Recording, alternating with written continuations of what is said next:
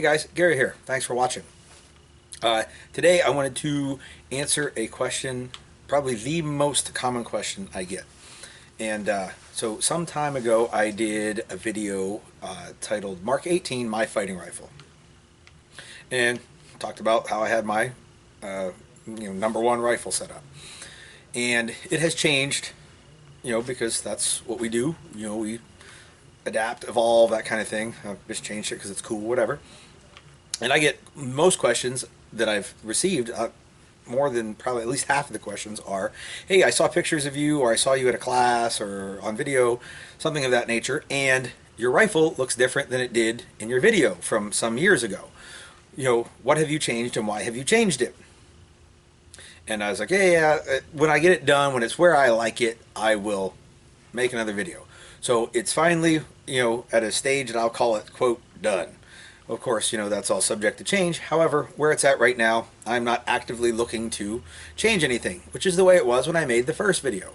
So I don't know what I'm going to call this one. Maybe Mark 18 Mod 25. That's my favorite number. Or something of that nature. And my fighting rifle part deux, which is French for deux. But so what I got is my rifle as it stands today, and I'll do a tabletop here of it and say, hey, this is what it is and all that kind of shit, and then you'll know what things I thought needed upgraded. Alright, let's work from the front and go to the back. So one of the changes has been a new muzzle device.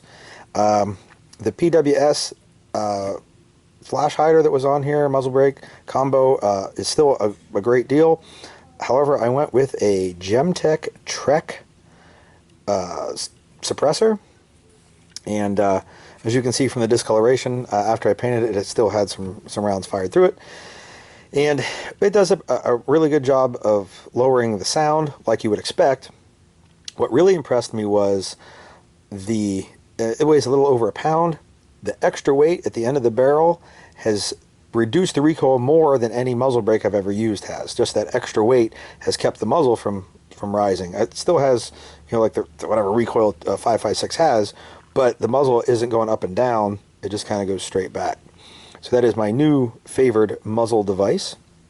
Look right on top of that, different light. It is a Surefire Scout light. It is the 2-cell model, and it is not the one that does IR. It's just the regular old Scout light.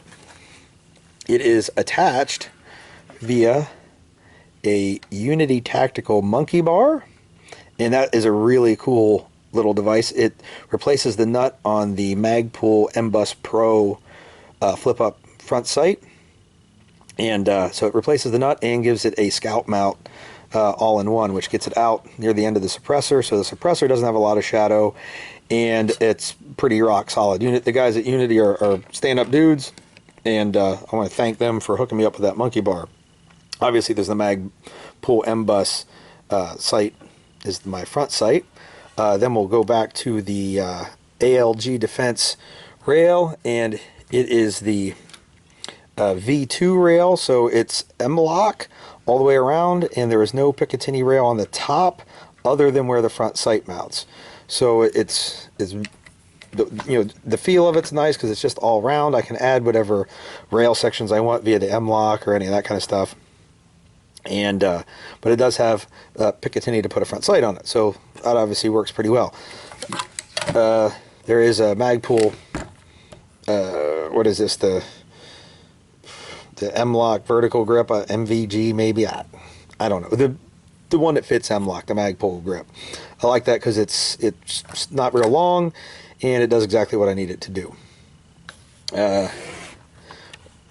Working back here, sling attachment. I have it connected directly into the ALG rail, so I'll just take that off and we'll talk about the sling completely separate in a second. So moving back, we get back here to the, I guess we could talk inside. This is the same Noveske chrome lined stainless steel 10.5-inch barrel, heavy profile that's always been on this rifle. There's really not much to see. There's a Noveske gas block attached to it. and a Noveski gas tube. We get back to the body of the gun, and it is a the shell of the gun is a Colt. Not much to talk about there. Over here on this side, let's see what we got going on. There is a Gen 2 redi-mag that I kind of cut down a little bit to hold a spare magazine. Also, there is a Magpul Bad Lever. I know it gets a lot of hate on the internet. Here is the deal. I never use this to drop the bolt, but I do use it to lock the bolt to the rear. So if there's a malfunction that needs to be cleared, you can use the bad lever to lock the bolt to the rear without having to take your hand off the grip of the pistol grip. Inside, all the small parts are Colt, other than the ones that I'm going to mention. And the trigger is a Geisley SSAE. Very, very nice trigger. Probably the nicest one that I've used. They make ones that are lighter, but I don't want it to be a super light hair trigger. So that's like the perfect combination as far as I'm concerned.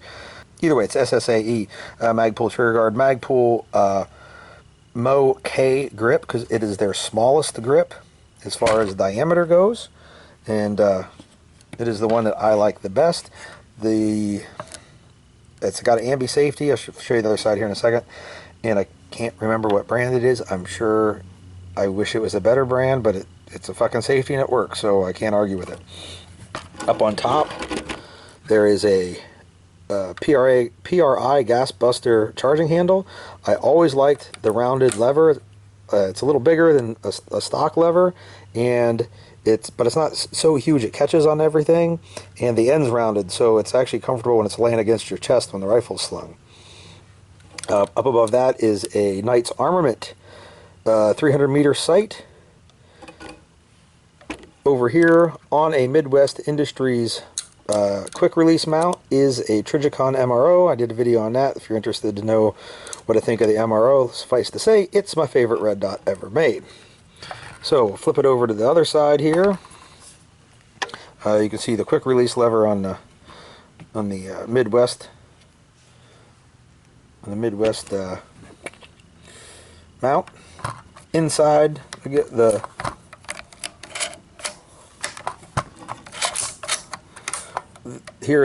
I got a nickel boron bolt carrier, and as you can see, it's kind of black, but we're at about 500 rounds through this gun since the addition of the suppressor without any cleaning. So I'm just trying to see how far it will go before she chokes and dies. You can see the other side of the redi-mag. Magpul P-Mags all the time. Shout out to Jared at Rockwell Tactical. Sergeant Stab approved, I hope. Coming back to the back, there is a Magpul ASAP plate, which is a ambidextrous sling attachment. The buffer tube, can't tell you who made it, but I bought it from Magpul when I bought the stock. So whatever Magpul was selling at the time, that's what it did. CTR stock. Obviously for a mil-spec tube, had to add the rubber thing in the back. Added some paracord just because I thought it looked neat, not because there's really a purpose for it. So that's it with the rifle. Some more Magpul mags. The sling itself is a Blue Force Gear. Let's see if there's a logo in there. Blue Force Gear Vickers sling that's padded, so it's kind of soft, and there's a reason for that, and that's because the fucking gun is heavy. There is who the hell makes that? Impact Weapons or something? It's a single point sling adapter, and at the other end of it is the Blue Force Gear, I think it's the Rapid Engagement Deployment System platform or something. It's a quick release lever that works opposite of a push button.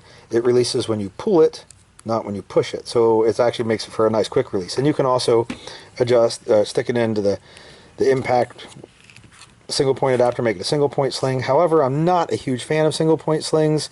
I really only have it on there for teaching classes, and when guys we're talking about how to use a single point sling, I'll go ahead and stick mine over to it just to do some demonstrations. But all in all,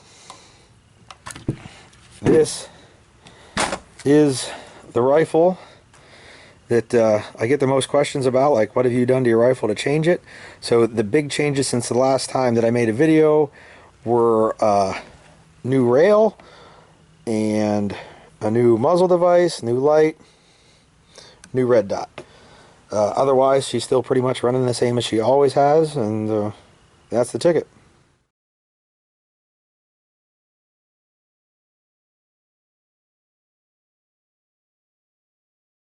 Today we shoot with the reduced visibility and the oxygen deprivation.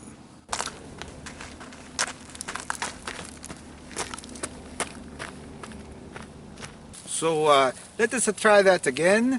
It is very difficult to be seeing, and it is getting very hard to breathe.